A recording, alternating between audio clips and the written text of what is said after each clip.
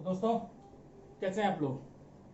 चलिए आज हम आप दिखाते हैं इंग्लिश सब्जेक्ट से संबंधित एक वीडियो का बहुत बढ़िया है आपके लिए और आपके लिए मैं खुश लाया हूं उसको। और इसको आपने पढ़ लिया तो समझ लीजिए इंग्लिश का सब कुछ पढ़ लिया। अगर आप इसको नहीं पढ़े, इसको नहीं जाने तो कुछ नहीं जाने और कभी जानेंगे भी नहीं। इंग्लिश में जाने के लिए हमें हेल्पिंग वर्ब के बारे में जानकारी होनी चाहिए। अगर ये जानकारी हमारे पास है तो हम ढेर सारे वाक्य सेंटेंस बना सकते हैं और धड़ल्ले से बना सकते हैं। छोटा सा नियम में बहुत ज्यादा टेढ़ा मेढ़ा है नहीं, बस हेल्पिंग वर्ब ध्यान रखिए। और हेल्पिंग वर्ब के बारे में मैंने आपको एक वीडियो पहले ही दे दिया है, याद है ना। लिस्ट ऑफ हेल्पिंग वर्ब पता कितने हैं, कितने हेल्पिंग वर्ब है? 24। There are totally 24 helping verbs. ठीक है, तो उन हेल्पिंग वर्ब्स 24 में से हम यहां पर आपको बताएंगे। आज इसको कैटेगराइज करेंगे, इसके बीच बंटवारा करेंगे, इसको बांट कर देखेंगे कि कौन कौन से 24 हैं और उनको कितने भागों में बांट सकते हैं और बांट करके उनका हम क्या करें, कैसे करें, हम इस वीडियो में देखेंगे। तो रेडी है ना। तो पूरे हेल्पिंग वर्ब को हम दो पार्ट में बांटते हैं। पहला है, ये देखिए ए वाला पार्ट है और ये बी वाला पार्ट है। तो ए वाले पार्ट को हम बोलते हैं primary helping verb. Primary helping verb. तो जब इसको हम प्राइमरी बोलेंगे तो उसको सेकेंडरी बोलेंगे। आप तो लोग नाम जान ही गए होंगे ना। इसका मतलब हेल्पिंग वर्ब को दो प्रकार के वर्गों में, दो ग्रुप में, दो समूहों में बांट सकते हो अपनी जानकारी के लिए, समझने के लिए, इंग्लिश बोलने के लिए, लिखने के लिए। वो है पहला नंबर है प्राइमरी हेल्पिंग वर्ब, दूसरा सेकेंडरी हेल्पिंग वर्ब। ठीक है ना। जब हम प्राइमरी के बारे में देख लेते हैं, कुल मिलाकर यहाँ पर 11 नंबर इनका जो है, out of 24 they are only 11। 24 helping verb में से ये 11 जो है आपके प्राइमरी हैं। अब 11 कौन कौन से हैं? EMR, इनका खानदान एक ही है, एक परिवार है, एक साथ रखे दिए हैं। दूसरा परिवार है वाज वर, ठीक है। और थर्ड में है हैज है। फोर्थ अकेला है, माँ बाप की इकलौती संतान है, हैड है। और ये है डज और डू, और ये है डिड। तो 6 कैटेगरी है और संख्या इनकी है 11। इनको हम समझेंगे कैसे। प्राइमरी हेल्पिंग वर्ब कहते किसे हैं? पर सिंपल सी परिभाषा है और आप लोग जान जाएंगे। देखिए, अगर मैंने यहां पर एक सेंटेंस लिखा, she is a poor girl, ठीक है, ध्यान देना इसको। अब मैं यहां पर करूंगा I am a poor boy, ठीक है। अगर मैं यहां पर दे करूं, दे आर पुअर बॉयज। अब यहां पर आप क्या देख रहे हैं, ये सब्जेक्ट जो है ना सिंगुलर है, ये आई तो फर्स्ट पर्सन है, दे प्लूरल है। तो सिर्फ हमने यहां सब्जेक्ट को चेंज किया है। सब्जेक्ट को चेंज करने से हो क्या रहा है, ये हेल्पिंग वर्ब भी चेंज हो जाते हैं। अगर सी इज ए पुअर गर्ल, अगर मैं यहां दे कर दूं, दे इज पुअर गर्ल, नहीं होगा, दे के साथ आर करना पड़ेगा, बराबर है। तो ऐसे सारे ये अब ये तीनों हेल्पिंग वर्ब आप देख रहे हैं ना, ये यहां पर लिखा गया है, ये तीनों हेल्पिंग वर्ब ऐसे हेल्पिंग वर्ब है जो कि सब्जेक्ट के नंबर पर डिपेंड करते हैं। नंबर यू नो वचन नहीं। अगर सब्जेक्ट सिंगुलर है तो कुछ अलग है, प्लूरल है तो कुछ अलग है, बराबर है। तो ऐसे सारे हेल्पिंग वर्ब जिस पर सब्जेक्ट के नंबर का असर पड़ता हो, अफेक्टेड होते हो, उनको हम प्राइमरी कैटेगरी में रखेंगे। लेकिन आप बताना चाहूंगा, ये जो इकलौते लोग हैं ये ना, ये प्राइमरी में ही रहेंगे, लेकिन इनका मिजाज कुछ अलग है। ये सिंगुलर या प्लूरल से बदलते नहीं, सेम रहते हैं। लेकिन चूंकि हैज, हैव, हैड इसी कैटेगरी में था, डू, डज, डिड इसी में था, इसलिए यहां पर लिखा गया है। तो आपको ये हो गए 11 संख्या इनकी हो गई। क्या हो गई? क्या हो गई? Primary helping verb, primary auxiliary verb, ठीक है ना, ये हेल्पिंग वर्ब। अब आइए हम सेकेंडरी की बात करेंगे। आप प्राइमरी में सिर्फ इतना ही जानते रहिए, ठीक है ना, कि जिस हेल्पिंग वर्ब को सब्जेक्ट के नंबर के आधार पर बदला जा सकता हो या जो बदल जाते हो उन हेल्पिंग वर्ब्स को हम प्राइमरी में जानेंगे। अब जैसे अच्छा सिंगुलर में कौन कौन रखेंगे आप ध्यान रखिए। हम अगर इसको और इसको छोड़ दें, ये दो ना, सिंगुलर शुरू है एस से ना, तो जितनी हेल्पिंग वर्ब में एस है वो सिंगुलर के लिए मान लेना। देखो इज एम आर में इज सिंगुलर है, वाज एस सिंगुलर है, हैज एस सिंगुलर है, डज एस सिंगुलर है, ठीक। बाकी जो बचा प्लूरल है। ओके, तो आप ये सिंगुलर और प्लूरल का ध्यान रखना। सिंगुलर फॉर यस, जिस हेल्पिंग वर्ब में यहाँ यस लगा हुआ है वो सिंगुलर शो करेगा, और जिसमें नहीं है वो प्लूरल हो जाएगा, ठीक है। अब आइए हम आप बताते हैं कहा सेकेंडरी में। तो जब यहाँ पर 11 हो गए सेकेंडरी में, सॉरी प्राइमरी में, तो जो बचे कितने बचे 13, 1 and 3 13 हेल्पिंग वर्ब यहाँ पर बचेंगे, इसमें सेकेंडरी बचेंगे। अब सेकेंडरी में इसकी परिभाषा मैंने क्या बताई आपको, ऐसे सारे हेल्पिंग वर्ब जिस पर नंबर का असर पड़ता है। किसके नंबर का, सब्जेक्ट के, और सब्जेक्ट के नंबर का असर पड़ेगा उसको आप बोलेंगे प्राइमरी, और जिस पर नहीं पड़ेगा तो बोले सेकेंडरी। अब जब सेकेंड एग्जांपल देखते हैं, ये लीजिए she can go, I can go, they can go, देख रहे हैं ना, सिंगुलर प्लूरल, ये फर्स्ट पर्सन। तो इसमें ये जो कैन है ना हेल्पिंग वर्ब, इस पर ये सब्जेक्ट चेंज करने पर वो नहीं चेंज हुआ। हुआ क्या, नहीं हुआ, और नहीं हुआ तो मीनिंग भी करेक्ट। ऐसा नहीं है कि हम चेंज नहीं करें गलत हो गया। माने ऐसे सारे हेल्पिंग वर्ब जिस पर सब्जेक्ट के नंबर का कोई असर ना पड़े उसको हम सेकेंडरी में रखेंगे। बात समझ। अब चलिए हम एक एक, अब सेकेंडरी का लिस्ट नहीं बना रहा हूं, 24 हेल्पिंग वर्ब्स आपका वीडियो दिया गया है, उसमें 11 ये निकाल दिए हैं, बचा 13, वो सारे के सारे सेकेंडरी में आ जाएंगे। अब सेकेंडरी में हम लोग पढ़ेंगे एक एक करके, थोड़ा थोड़ा करके।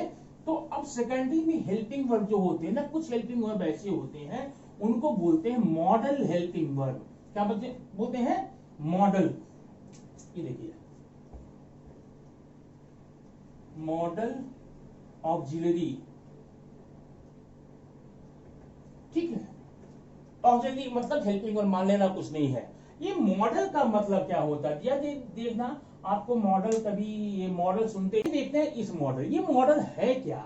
मॉडल ये बना हुआ है मूड से, you know mood, mood, mood जानते हैं ना, मूड, मूड नहीं, मूड नहीं, मूड। तो बोलते हैं मेरा मूड आज कुछ अच्छा नहीं है, बड़े अच्छे मूड में दिख रहे हैं आप लोग, नहीं, बड़े ही प्रसन्नता के मूड में है, अच्छे मूड में है, बुरे मूड में है। तो ये मूड वही है। इसी मूड को हमने मॉडल बनाया है, हमने नहीं बनाया, सॉरी हमने आप दिखाया है, ये बना था पहले से, ठीक है।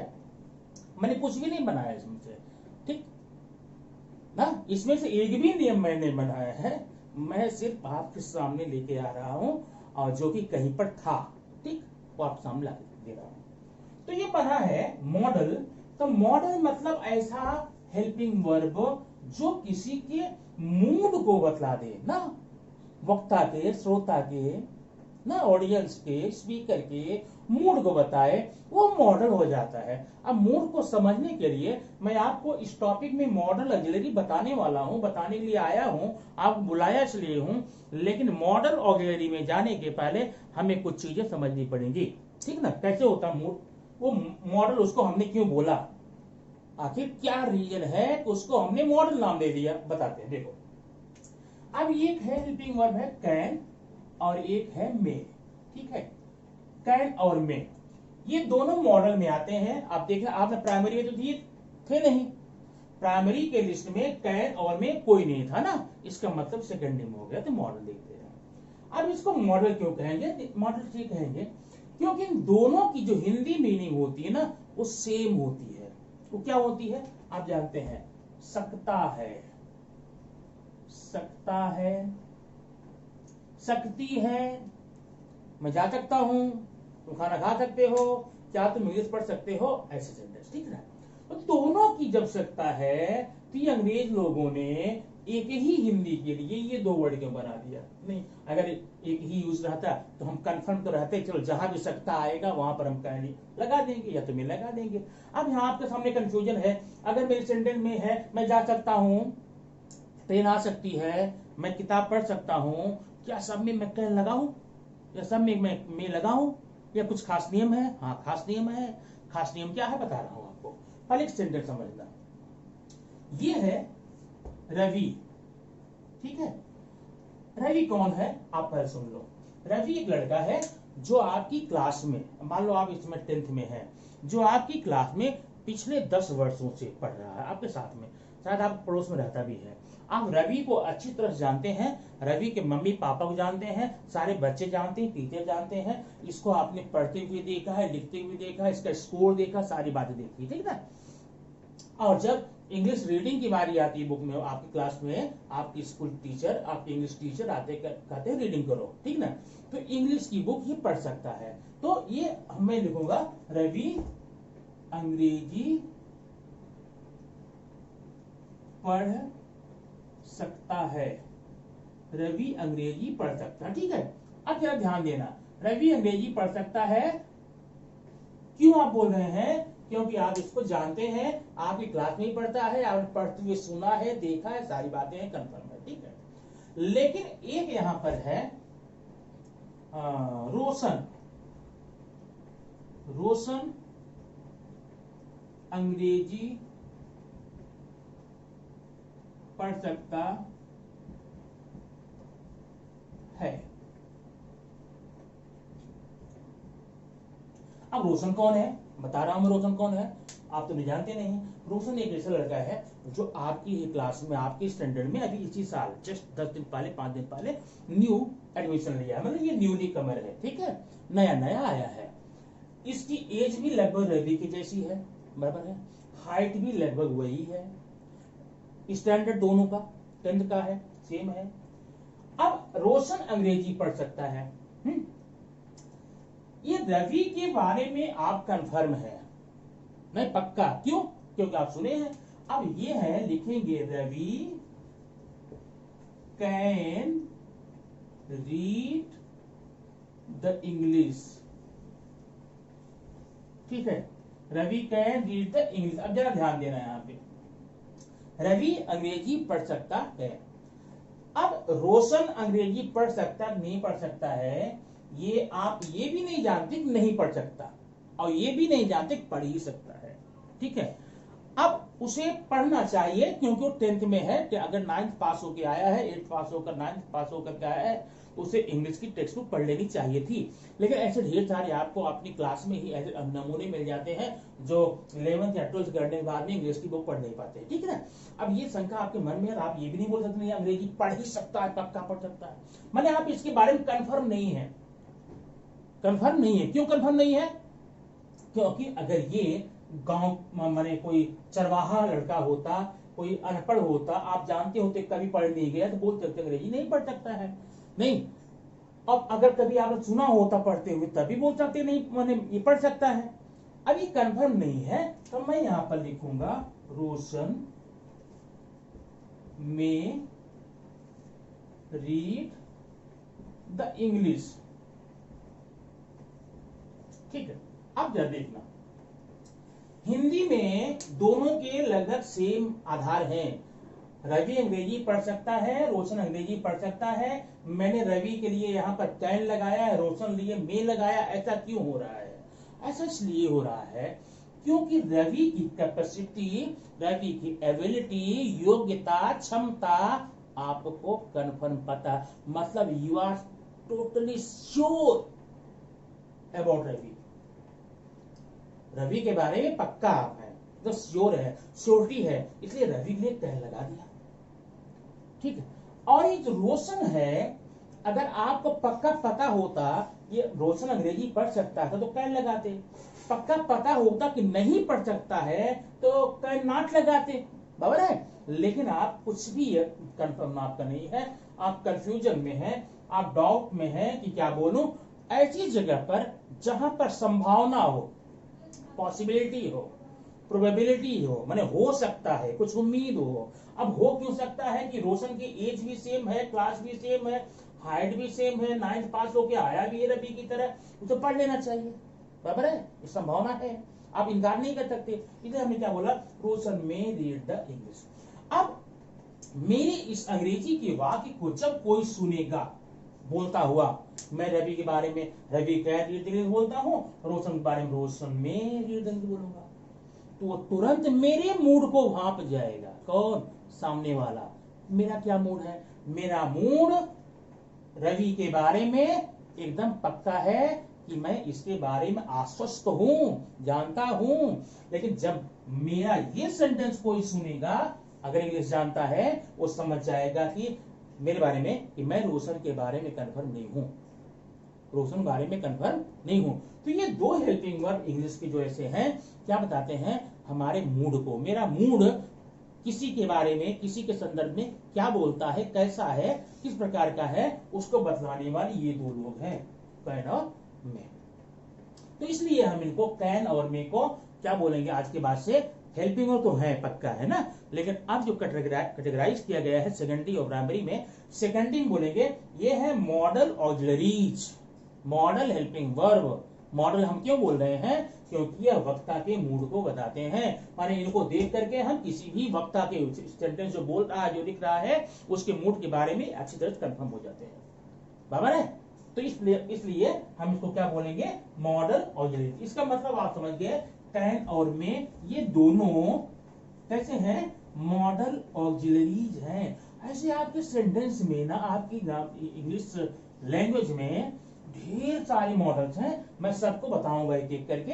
अब एक और देखिए, ये क्या है, SHOULD शुड है, और एक है ऑट टू है, इसको तो ज्यादा उपयोग आप लोग नहीं देखते होंगे, ऑट टू शुड ज्यादा देखते होंगे, लेकिन इन दोनों की मीनिंग होती है चाहिए। क्या होती है, चाहिए। अब यहां भी वही बात आगे फंस जाती है, भैया क्या बात है कि जब दोनों को मतलब चाहिए तो क्यों ये दो वर्ड लगाया, तो क्या माने मैं फ्री हूं, जब भी हिंदी में आएगा चाहिए, मुझे पढ़ना चाहिए, हमें अपने देश से प्यार करना चाहिए, हम लोगों को अपने से बड़ों का सम्मान करना चाहिए, क्या सब में मैं शुड का यूज करूं?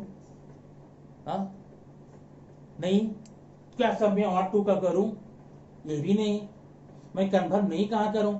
तो इसमें आपको समझना पड़ेगा, क्योंकि ये भी मॉडल हैं, ये भी मूड को बताते हैं, ठीक है ना। इसलिए माने कंपल्सरी आपको जान लेना पड़ेगा कि हर जगह चाहिए के लिए आप शुड लगा करके निपट नहीं सकते, शुड लगा के हट नहीं सकते। आपको विचार करना पड़ेगा सेंटेंस किस प्रकार का है, वक्ता का मूड कैसा है, सेंटेंस का भाव कैसा है, सेंटेंस का मूड कैसा है। सेंटेंस का मूड देखिए आप वहां पर ना, या फिर क्रिया का मूड देखिए। तो इस माने आपको मूड को समझना पड़ेगा, मूड को समझ करके आप तब शुड और ऑट टू का उपयोग करेंगे। आइए देखते हैं क्या मूड है। एक सेंटेंस मैं लेता हूं, तुम्हें परिश्रम करना चाहिए, ठीक है, ये तो सबको चाहिए, तुम्हें क्या बात है, दुनिया में जितने लोग हैं सबको परिश्रम करना चाहिए, कि बिना परिश्रम कुछ होने वाला नहीं है, ठीक है, एक चीज। अच्छा, दूसरा, हमें मंदिर जाना चाहिए। अब ये सेंटेंस जो दोनों हैं, दोनों में चाहिए है। अब क्योंकि ये लास्ट का जो पहचान होती, कई बार बताया गया है, इसी के आधार पर हम सेंटेंस का स्ट्रक्चर बनाते हैं, देखते हैं। अब चाहिए में क्या है, आप एक समझिए, एक काम वह होता है, एक काम वह होता है जो आप करेंगे तो भी और नहीं करेंगे तो भी उसका असर, उसका इफेक्ट पूरी दुनिया को दिखेगा, पूरी दुनिया जानेगी और उससे आप प्रभावित होंगे, आप पर डायरेक्टली उस इफेक्ट पड़ने वाला है। एक काम ऐसा होता है, और एक काम ऐसा होता है करें या न करें कोई खास असर पड़ने वाला नहीं है, नहीं, फिजिकली मेंटली ना हमें कोई भी प्रभाव नहीं पड़ेगा, ये सोशल माने सोशल लेवल पर कोई भी असर नहीं पड़ेगा। जब सोशल लेवल पर, सामाजिक स्तर पर, आर्थिक स्तर पर, शारीरिक स्तर पर जिस चाहिए वाले का आपका असर न पड़े, उसके लिए आप ought to लगाएंगे, याद रखना ought to लगाएंगे, और जहां पर पड़े वहां पर should लगाएंगे। आइए देखते हैं। मैंने तुमको सलाह दे दी, क्या सलाह दे दी? कि तुम्हें परिश्रम करना चाहिए। अब आप अगर परिश्रम करते हैं, हार्डवर्क करते हैं, उसका आपको फल मिलेगा नहीं मिलेगा? मिलेगा ना। और उसका असर आप भी देखेंगे, आपके मम्मी पापा, भाई बहन, आपके रिलेटिव्स देखेंगे, पूरी दुनिया देखेगी कि आपने हार्ड वर्क किया था, उसका असर ये दिखा। और नहीं किया तो भी दिखेगा। आपको पढ़ाई कर रहे हैं, अगर आप अपनी स्टडी में हार्ड वर्क करते हैं, कब दिखेगा? जब जून में बोर्ड का रिजल्ट आएगा तो दिखेगा, आप जानेंगे, उसका भोग आप पाएंगे, लेकिन पूरी दुनिया जानेगी कि आपने हार्ड वर्क किया था। और अगर आपने नहीं किया है तो वो भी असर दिखेगा, 35% नहीं, या फिर फेल, या फिर 80 आप लेंगे। क्यों? क्योंकि आपने परिश्रम किया था या तो नहीं किया था। किया था तो भी दिखेगा, नहीं किया था तो भी दिखेगा, किया था तो उसका असर दिखेगा, नहीं किया तो दिखेगा। ऐसे हम शुड लगाएंगे। इसका मतलब हम यहाँ शुड लगाना चाहिए हार्ड वर्क के लिए। हम क्या करेंगे यहाँ पर? ये देखिए, यहाँ पर तुम्हें परिश्रम करना चाहिए, यू शुड वर्क हार्ड, आपको कठिन परिश्रम करना चाहिए। ठीक है। अब जरा हम ये देखते हैं, हमें मंदिर जाना चाहिए। ठीक है। हाँ, आप लोगों में ढेर सारे लोग मंदिर जाते हैं। कुछ लोग रेगुलर जाते हैं, कुछ लोग कभी जब कोई विपत्ति वगैरह आ जाती है तब जाते हैं, कुछ लोग एग्जाम आता है तब जाते हैं, लेकिन कुछ लोग जाते हैं। ठीक है। अगर मैं न जाऊं तो क्या होगा? अगर मैं मंदिर न जाऊं तो क्या पुजारी मेरे खिलाफ FIR करेगा? क्या मेरे मम्मी पापा मुझे घर से निकालेंगे? क्या मैं दुबला हो जाऊंगा? क्या मैं अपने स्टडीज में कमजोर वीक हो जाऊंगा? क्या मैं एग्जाम में फेल हो जाऊंगा? क्या लोग मुझे सामान्य सम्मान नहीं मिलेगा? क्या स्कूल में मैं नहीं बैठने पाऊंगा अगर मैं मंदिर नहीं जाता हूं तो? ना, ऐसा कुछ होगा? नहीं होगा। अगर नहीं गया तो, और गया तो, अगर क्या मैं मंदिर में जाता हूं, रोज डेली जाता हूं, उसका मेरे पर डायरेक्टली, अब ये डायरेक्टली मत जाना कि भगवान पूजा की हमको ये मिला, डायरेक्टली हम पर कोई असर दिखेगा? हम ज्यादा हेल्दी हो जाएंगे, ज्यादा वेल्दी हो जाएंगे, ज्यादा तेजदार हो जाएंगे, ब्रेन हमारा अच्छा हो जाएगा, शार्प हो जाएगा, हम स्टडीज में अच्छे हो जाएंगे, अच्छे मार्क्स आने लगेंगे? ऐसा हो सकता है क्या? नहीं होता। आप देखिए एग्जाम्पल अगल बगल में जाकर के पता चल जाएगा। तो इसका मतलब हमें मंदिर जाना चाहिए। इसमें अगर हम जाएं तो भी, न जाएं तो भी, डायरेक्टली कोई असर पड़ने वाला नहीं है। इसे आप क्या करेंगे? वी होगा। अब क्या लगाएंगे? ought to, we ought to go to temple, हमें टेम्पल जाना चाहिए। तो ये ought to जो हेल्पिंग वर्ब आपका है, और ये जो शुड हेल्पिंग वर्ब है, इन दोनों की जो हिंदी मीनिंग होती तो सेम आ रही है, लेकिन सेंटेंस का जो मूड है वो अलग है, इसलिए हम इसको मॉडल ऑक्सिलरी की कैटेगरी में रखते हैं। ठीक है। तो अब क्या कहेंगे इसको? ये तो शुड है, मैंने एडवाइस है, मैंने आपको सलाह दी, सलाह मानोगे तो ठीक है, अच्छी बात है, उसका असर आपको दिखेगा, आप प्रभाव पड़ेगा। मैंने आपको सलाह दी, भैया ट्रेन में जाते समय टिकट जरूर ले लेना। अब अगर आपने मेरी सलाह मानी, टिकट लिया, चाहे जिस सीट बैठो आराम बैठो, स्टेशन उतर जाएगा। और टिकट नहीं लिए हो, अगर जिस भी सीट बैठो, पहले बात बैठो कि नहीं, खड़े रहो कोने में, किस तरफ टीसी आएगा तो उसको थोड़ा दूर तक खिसक लेंगे। या प्लेटफार्म में उतरोगे, चोरों की तरफ जाओगे, प्लेटफार्म क्रॉस करके जाओगे, ऐसा होता है ना, पकड़े जाओगे तो आपको पनिशमेंट भी मिलेगा, जेल भी हो सकती है, ठीक, पेनल्टी भी लग सकती है, ठीक, ढेर सारी बातें हैं अगर आप टिकट नहीं लेते तो। अब टिकट लेते हैं तो भी असर, नहीं लेते हैं तो भी असर, मतलब एडवाइस है, ऐसे में आपको शुड का यूज करना पड़ेगा। ठीक। अच्छा, मैंने कहा हमें अपने से बड़ों का सम्मान करना चाहिए। बड़े से सम्मान करने की कोई कैटेगरी नहीं है, कोई एक परिमाण नहीं है, कोई सीमा नहीं है, हम ये करेंगे सम्मान माना जाएगा। अब सम्मान का मतलब ये होता है कि क्या हम किसी बड़ों को मिल नमस्ते कर लें, हाँ सम्मान है। दादाजी, बाबा जी, friend, uncle, aunty, sister, brother बोलते हैं, वहां सम्मान है। और एक सम्मान है कि कोई दादाजी आ रहे हैं मार्केट से, सब्जी का थैला हाथ में है, दौड़कर उनका मैंने पैर छुआ, थैला पकड़ा, और दादाजी आप तो बूढ़े हैं, मैं आपका सम्मान करता हूँ, चलिए आप घर तक पहुंचाऊंगा। आप आ गए घर पहुंचाने, जैसे फिर निकले, फिर एक दादी जी मिल गई, आप कितना सम्मान करेंगे इस तरह का? आपका क्लास छूट जाएगा, स्कूल छूट जाएगा, मार्केट जा रहे हैं वो छूट जाएगा। तो ऐसे में सम्मान करने की कोई सीमा नहीं है, सम्मान करने का, ठीक है, सम्मान करने का मतलब आप किस कैटेगरी, किस काम को आप सम्मान बोलेंगे बताइए। ठीक है, मैं गाली नहीं दूंगा, आप सब नहीं बोलूंगा, उनके साथ अभद्रता नहीं करूंगा, बराबर है, लेकिन सम्मान करना, कंपल्सरी सम्मान करना, जितने लोग जा रहे हैं सब जाओ उठकर सम्मान करो, ये उचित नहीं जान पाता, ठीक है। तो हमें सम्मान करने के लिए क्या लगाएंगे? ought to, we ought to respect our elders, we ought to respect our elders। इस तरह से आपको थोड़ा ought तो लगेगा, लेकिन सच है, हमें अपने देश से प्यार करना चाहिए। अब क्या लगाएंगे?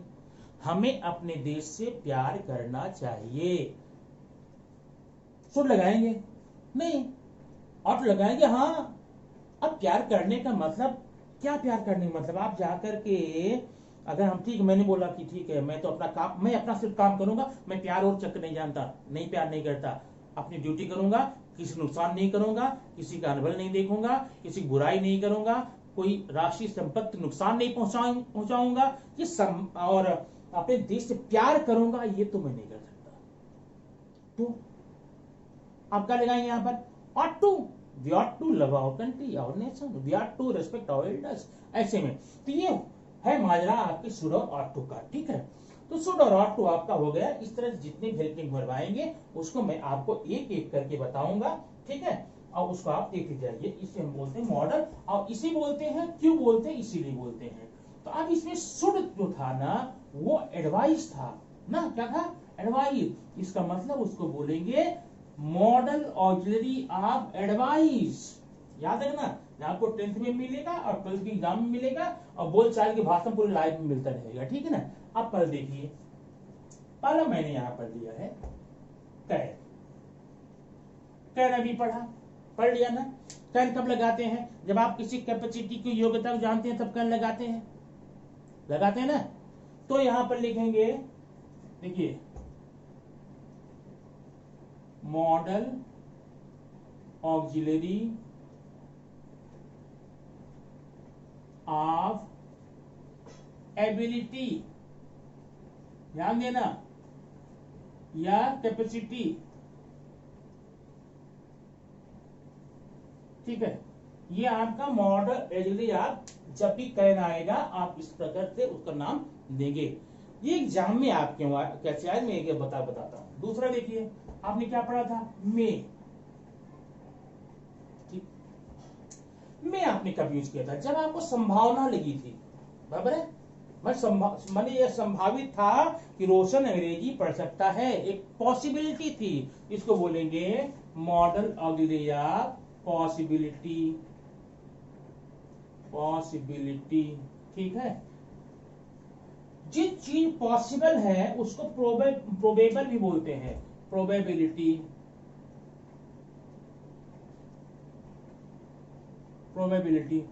ठीक है। अब ध्यान देना यहां पर, मे को हम बोलेंगे मॉडल ऑक्सिलरी ऑफ पॉसिबिलिटी या प्रोबेबिलिटी। अब एक और आगे देखिए, कभी कभी हम मे से ही हम किसी को क्या देते हैं?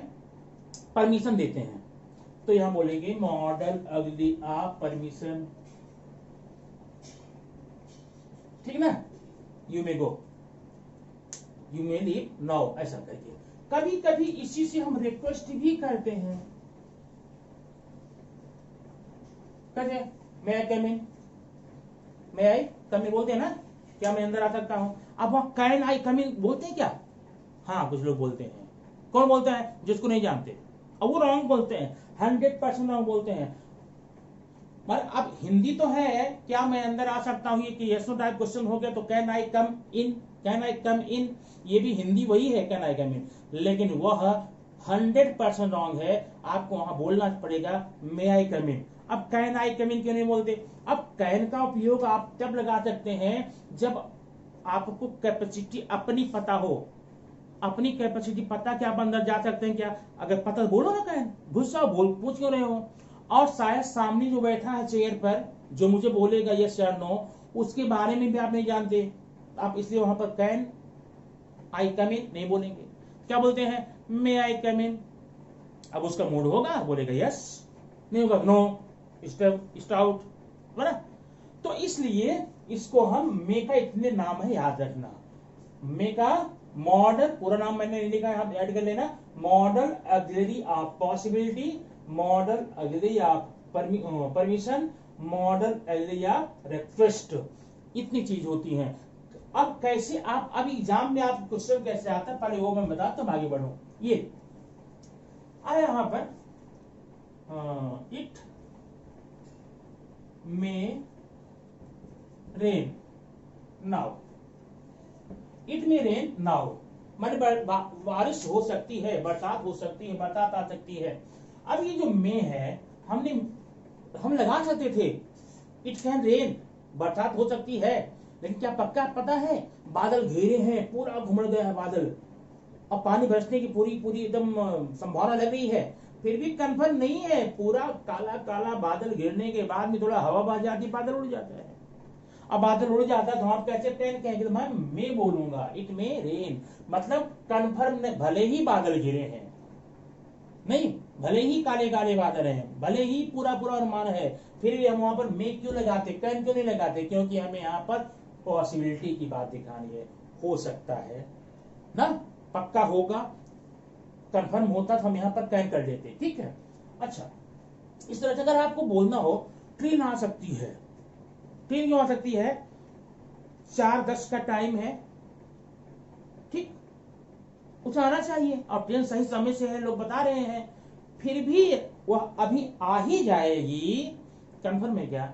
बीच में कुछ और कोई टेक्निकल प्रॉब्लम हो गई, कुछ और प्रॉब्लम हो गई, ट्रेन बीच में रुक गई, तो भी क्या आएगी?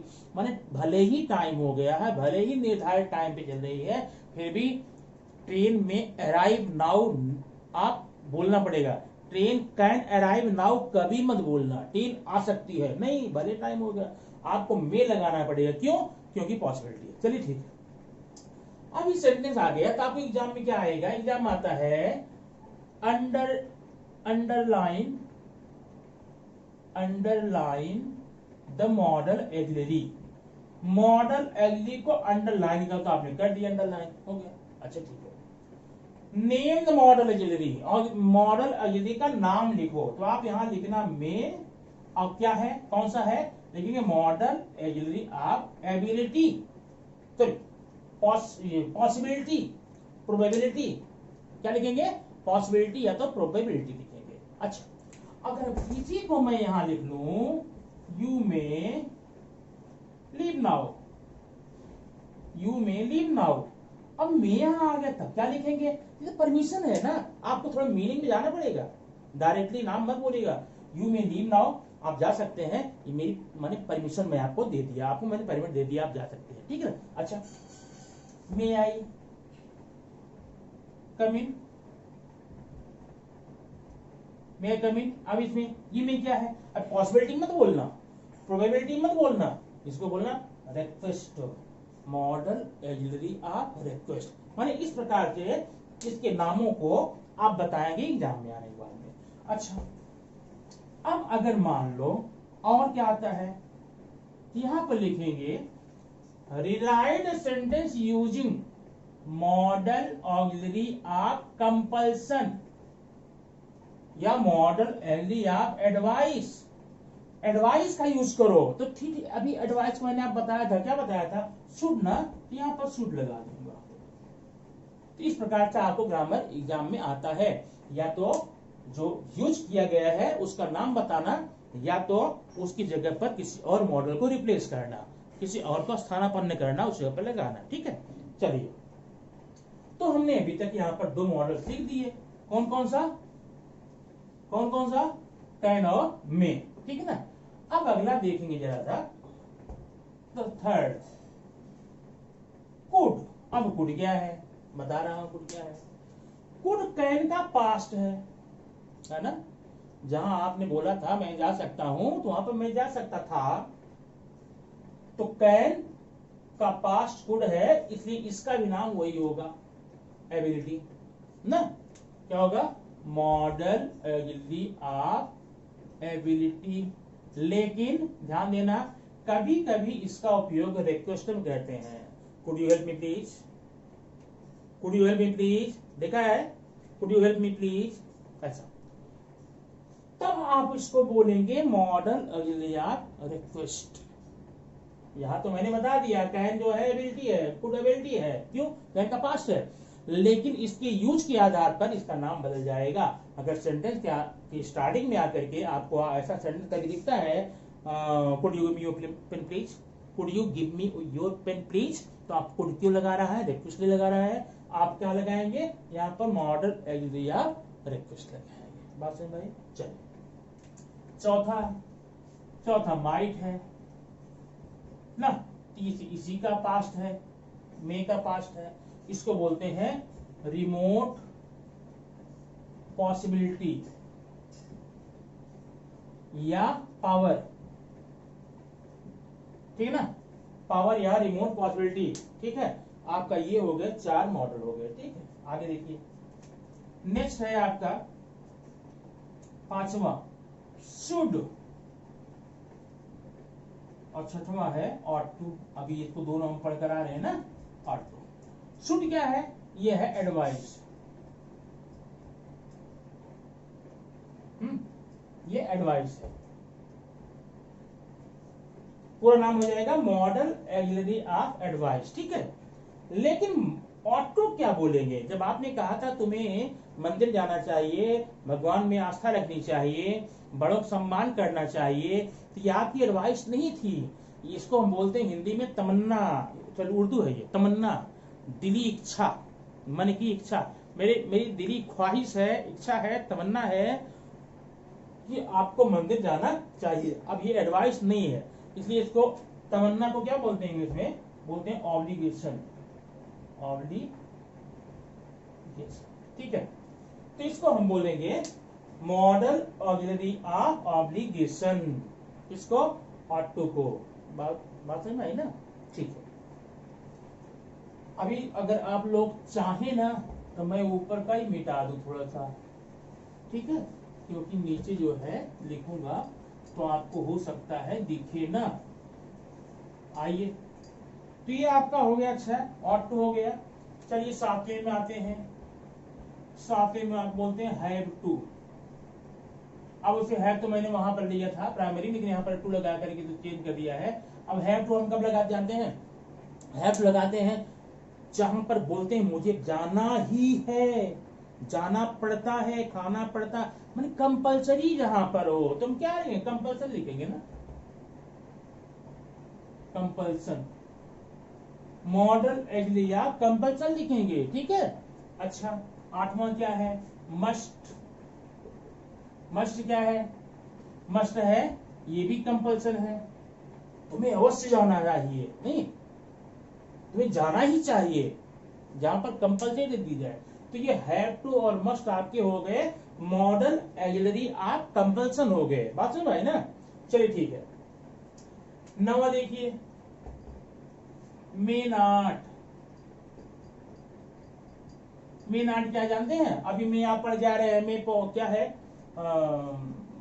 पॉसिबिलिटी है, इसको बोलते हैं प्रोहिबिशन।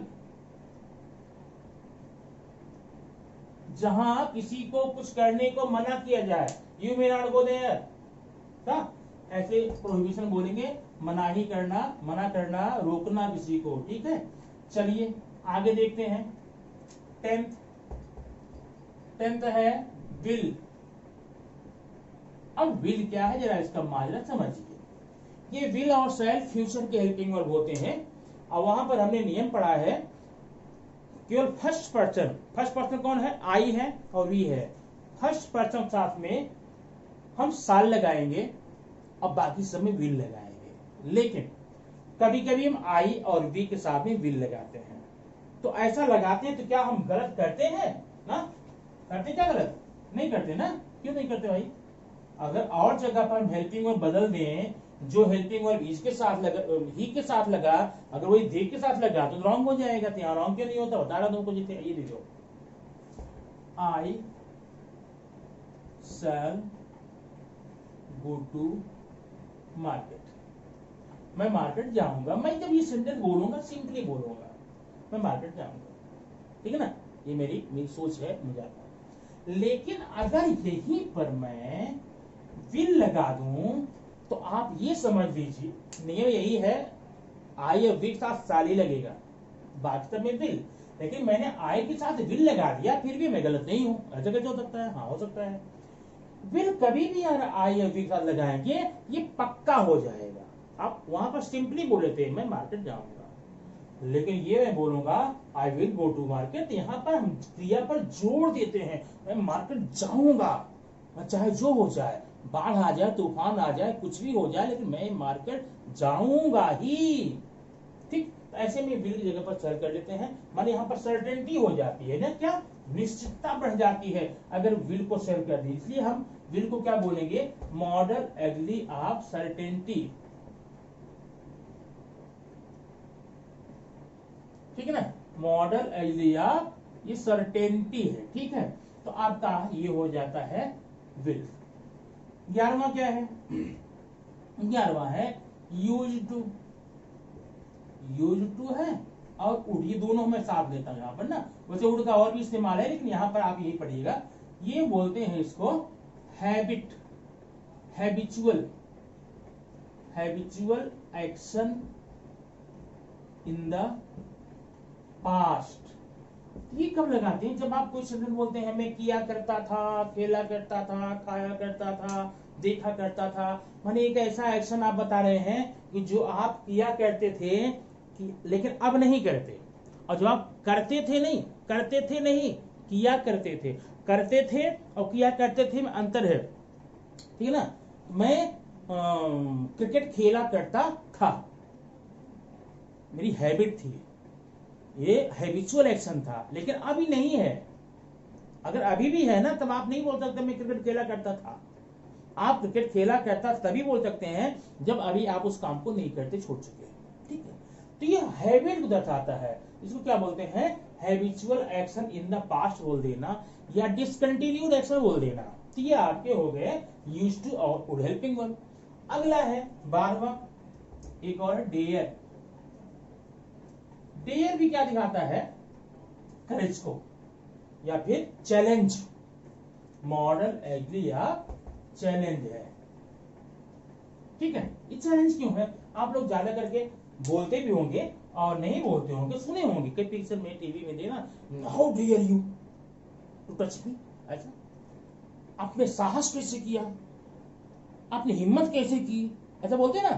तो आप भी बोलते होंगे आपस में ना, कोई आपको छू दिया, आपकी पेन ले लिया, how dare you to touch my pen, how dare you to touch me, ऐसा कुछ करके, तो ये चैलेंज हो जाता है। तो बच्चे लोग ये आपका मॉडर्न एजेंडे का पूरा ये चैप्टर समाप्त हुआ है। अभी आपको सिर्फ इसमें ये समझना है, मीनिंग सा बता दिया गया है, ये 10th और 11th में किस प्रकार से आता है, केवल अंडरलाइन करने को आता है या नाम बताने को आता है, या फिर जो मॉडल वहां पर दिया गया है उसको रिप्लेस करने को आता है। अब रिप्लेस आप उसको कर सकते हैं कैसे? नाम आप याद रखना है सबका। अभी मैं एक सेंटेंस यहाँ पर लेता हूं, उसके आधार पर देखेंगे इसको, ठीक है। वो सेंटेंस बहुत सिंपल है, बस नाम आपको याद रखना कंपलसरी। आपको 9th 10th 11th 12th 4 कक्षाओं में हमेशा बोर्ड में क्वेश्चन पूछा ही जाता है। ये देखिए, they can go to Mumbai. अब ये देखना, पहला ग्रामर हो सकता है कि underline the modal auxiliary and name it. Modal auxiliary को अंडरलाइन करो, उसका नाम लो, हमने अंडरलाइन कर दिया और नीचे नाम लिख देंगे। क्या नाम इसका है? मॉडल ऑक्सिलरी ऑफ एबिलिटी, बराबर है। अच्छा, अगला ग्रामर है rewrite sentence using modal auxiliary of compulsion. अब ये कंपल्सन जब बोल देता है, कंपल्सन में हमने क्या पढ़ा था? हैव टू और मस्ट ना, यहाँ पर हैव टू सॉरी मस्ट का यूज कर लो, दे मस्ट गो टू। या model rewrite sentence using modal auxiliary of advice. Advice में क्या पढ़ा था? शुड।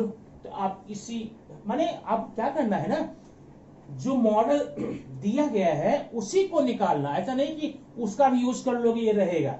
इसी को, इस हेल्पिंग वर्ड को निकाल कर, इस मॉडल को निकाल करके जो नया वाला मॉडल बोला गया है, एडवाइस का है, ऑब्लिगेशन का है, तो उसको आप यहां पर यूज कर लेंगे। ठीक है, अब इसमें इसी मॉडल से हमें इंग्लिश स्पीकिंग कैसे हम अपनी स्ट्रॉन्ग करें, उसके लिए अगला वीडियो मैं आपको नेक्स्ट टाइम देता हूं। लेकिन अभी एग्जाम के लिए आपको सिर्फ बताया गया है, और एग्जाम के लिए इतना आप कंफर्म कर लेंगे, और एग्जाम में आप 100% ये क्वेश्चन मॉडल संबंधी जो है वो आप उसको सॉल्व कर सकते हैं। ठीक है, अब सॉल्व करोगे तो, लेकिन इसके लिए आपको करना क्या होगा, थोड़ा सा काम करना है, पूरा काम तो मैंने कर डाला है, थोड़ा काम आप क्या करना है, क्या काम करना है आपको, एक बार लिस्ट बना लो इसकी अपने मन से, एक बार पढ़ करके वीडियो को देख करके अपनी कॉपी में जा करके मॉडल ऑक्सिलरी की एक लिस्ट बनाओ ना, उस लिस्ट को तैयार कर लो। फिर आपको एग्जाम में 1 या 2 नंबर का ये क्वेश्चन आता है, बस नंबर की बात नहीं, मार्क्स की बात नहीं, 2 की, ये पूरी लाइफ में आपको ये काम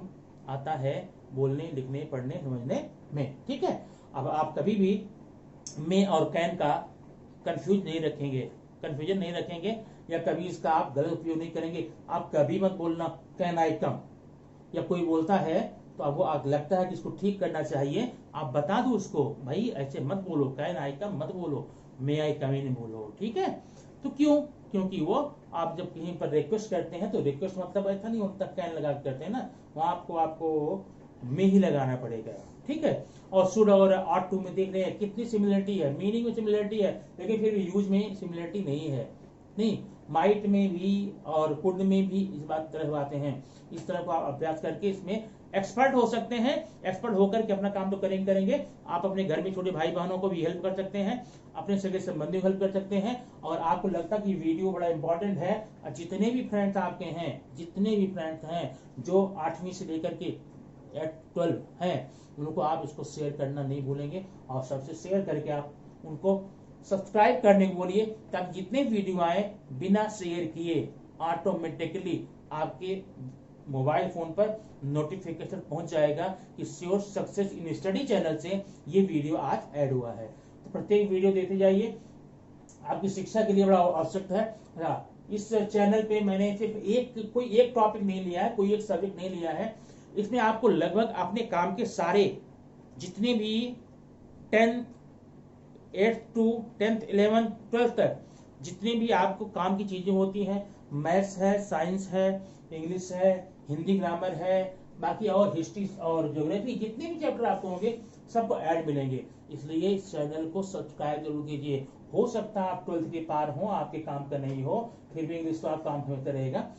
आपके घर में जो बच्चे हैं, आपके जो फ्रेंड्स हैं, जो आपके सगे संबंधी हैं, जिनको आप जानते हैं, आप गिफ्ट के रूप में शेयर कर सकते हैं। तो आप कोई गिफ्ट छोटा मोटा कर देते हैं किसी बच्चे को, आज देते हैं कल टूट जाता है और लाइफ टाइम नहीं चलता है, लेकिन ये एक ऐसा गिफ्ट होगा लाइफ टाइम बच्चा आपको याद करेगा, और करेगा कि मेरे अंकल ने, मेरे भाई ने, मेरी दीदी ने, मेरी आंटी ने मुझको शेयर किया था, आज मुझे बहुत काम आ रहा है। ओके, मुझे उम्मीद है आप मेरी बात समझेंगे और भरपूर शेयर करेंगे। और शेयर करने के बाद में उनसे भी सब्सक्राइब करवाइए, ताकि उनको नया वाला वीडियो बिना कुछ किए उनके मोबाइल फोन पर रेगुलरली पहुंचता रहे, नोटिफिकेशन मिलता रहेगा। Okay, thank you. Next video का वेट कीजिए।